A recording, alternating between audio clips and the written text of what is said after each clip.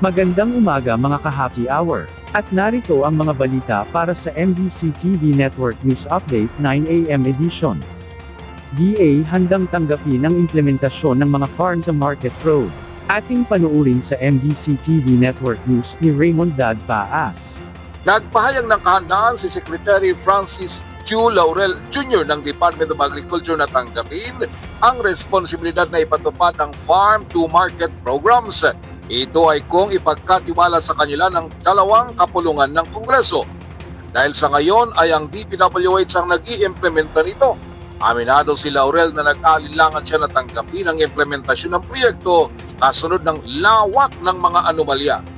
Sa budget deliberation sa Senado, napulgar na nagkaroon ng overprice sa farm-to-market projects. Ibinulgar ni Senator Sherwin Gatchalian na may 10.3 billion pesos na overpricing sa mga farm-to-market roads noong 2023 at 2024.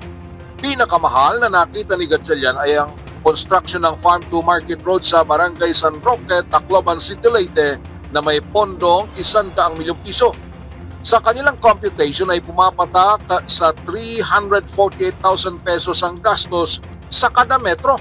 At ang iba naman ay mula 77,000 hanggang 263,000 pesos kada metro. Alinsunod sa pamantayan ng Department of Agriculture ay 10,000 pesos lang dapat kada metro at masasabing overpriced na kung umabot ito sa 15 pesos kada metro. Pinayuhan ng Department of Agriculture na gayahin ang Department of Education o DepEd na nakipag-partner sa mga local government units o LGUs at non-government organizations sa implementasyon ng pagtatayo ng mga classrooms nationwide. 16 billion pesos ang nakalaan sa Department of Agriculture para sa farm-to-market roads sa taong 2026. Sabi ni Gatchalian, ililipat ito sa ibang proyekto kung hindi tatanggapin ng DA ang kapangyarihan para sa implementasyon ng programa. Para sa MBC TV Network News, ito si Raymond Advance ng DZRH, una sa Pilipinas, una sa Pilipinas.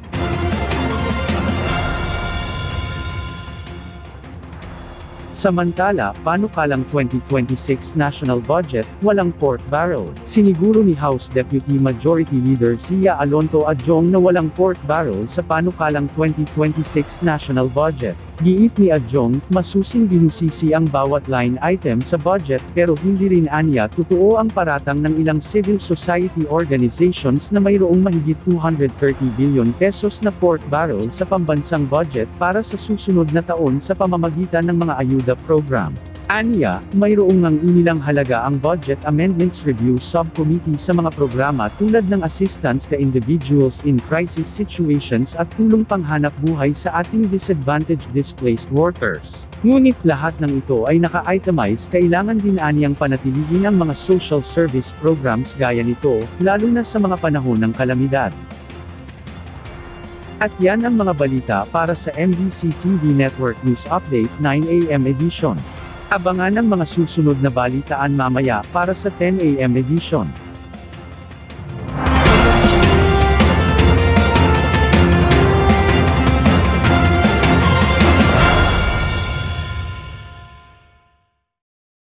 Mga ka-happy hour, kung gusto mong manood ang mga balita sa MBC TV Network News Update, mag-subscribe sa aming YouTube channel, i-like ang aming Facebook page, at i-follow sa aming TikTok account.